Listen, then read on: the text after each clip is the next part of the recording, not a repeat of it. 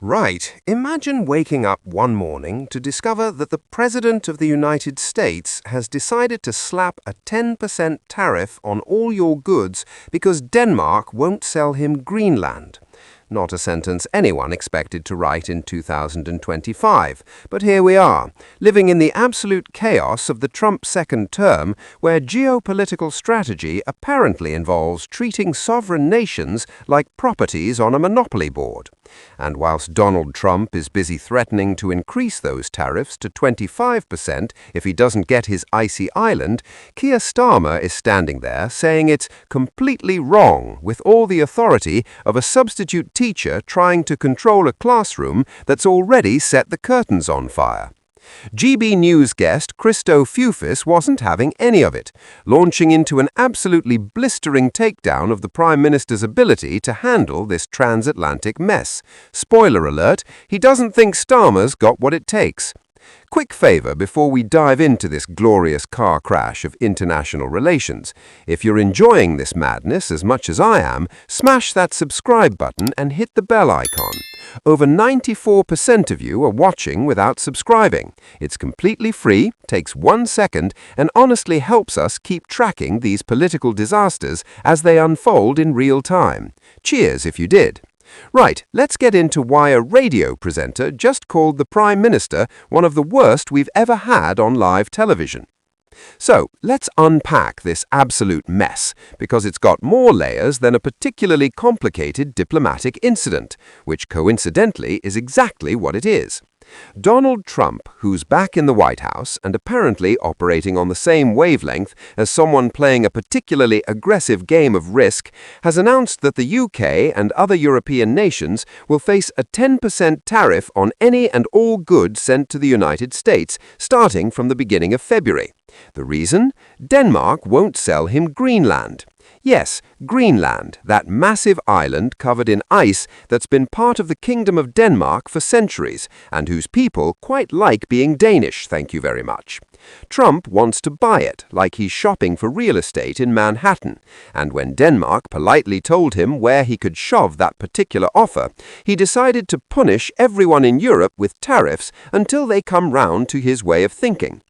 And just to make it extra spicy, Trump stated these tariffs will remain in effect until a deal is reached for the complete and total purchase of Greenland, and if that doesn't happen by June 1st, they're going up to 25%. So, basically, the United States is holding European trade hostage over an island that isn't for sale, has never been for sale, and whose population would quite like to be left alone to get on with their lives, without becoming pawns in whatever bizarre game Trump thinks he's playing.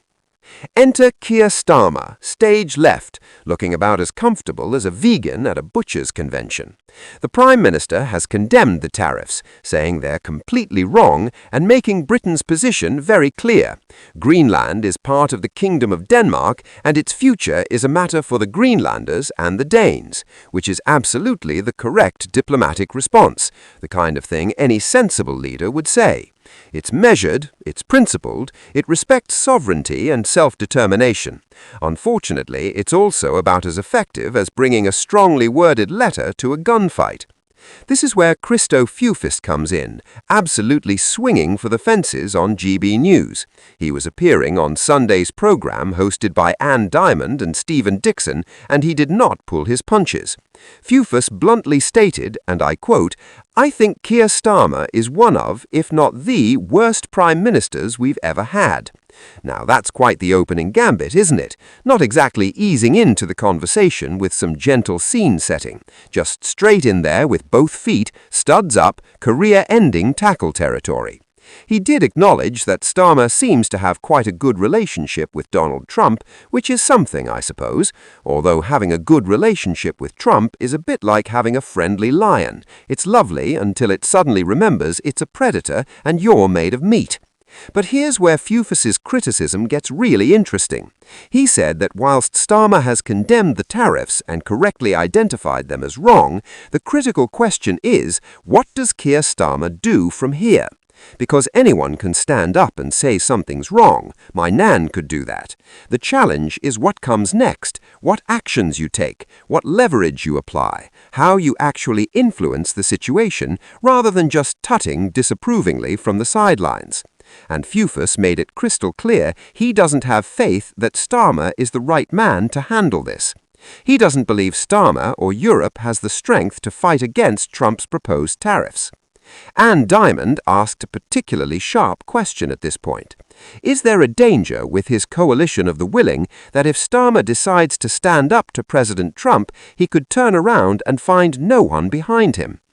It's a fair concern, isn't it? Starmer could plant his flag on the hill of resistance, prepare for the noble fight, turn around expecting to see the massed armies of European solidarity, and instead find it's just him, a confused German trade minister, and someone from Luxembourg who took a wrong turn on the way to a different meeting.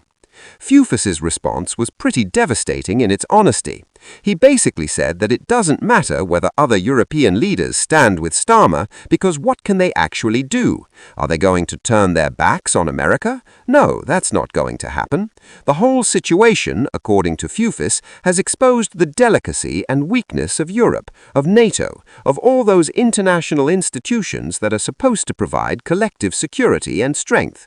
He added that he doesn't think Europe, either individually or as a group, has the strength to stand up to Trump.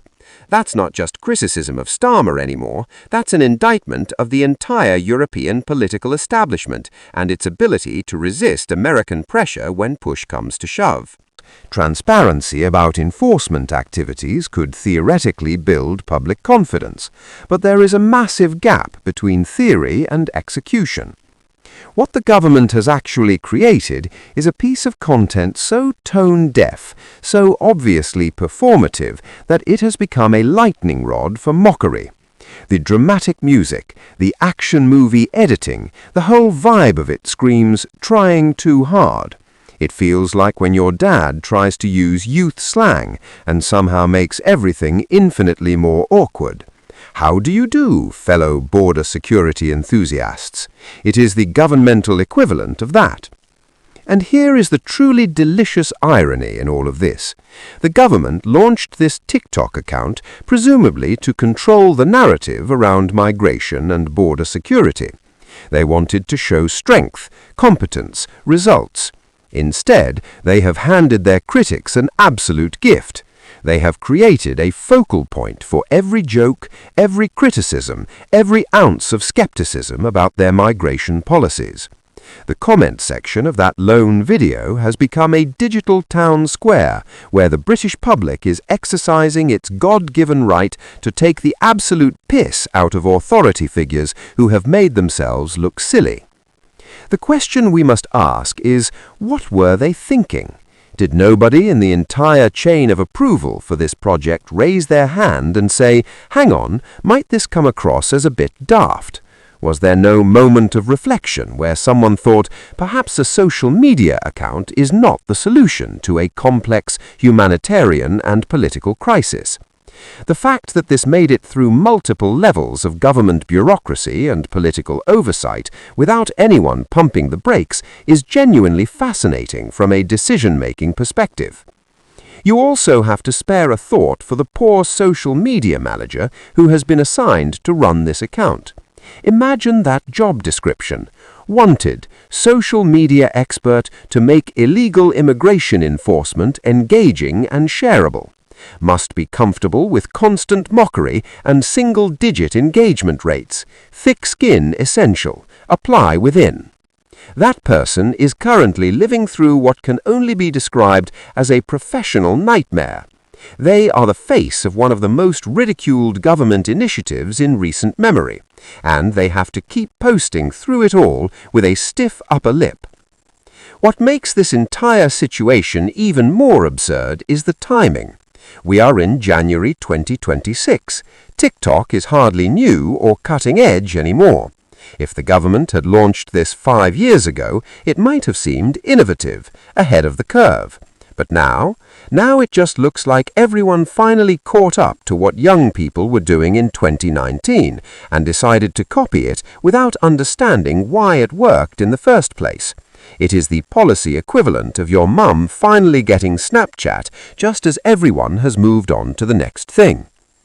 The broader context here matters too. This is not happening in a vacuum. The UK has been grappling with migration issues for years. The small boats crisis has dominated headlines. Different governments have tried different approaches, from the Rwanda scheme to increased channel patrols to international agreements. Some of these approaches have been more successful than others. Some have been controversial. Some have been legally challenged. But what they all had in common was that they were actual policy interventions, not marketing exercises. That is ultimately what makes this TikTok account so frustrating for people across the political spectrum. It feels like style over substance. It feels like the government is more concerned about appearing to do something than actually doing something effective. And when you combine that perception with the fact that the execution has been so spectacularly poor that even the attempt to appear effective has failed, you end up with this perfect storm of ridicule. The deeper issue is trust. When governments resort to what look like gimmicks, it erodes public trust in their ability to handle serious issues. People want to believe their leaders are focused on solving problems, not on getting followers and engagement metrics. They want policy, not performance. They want results, not reels. And when those two things get confused, when the communication strategy becomes more prominent than the actual strategy,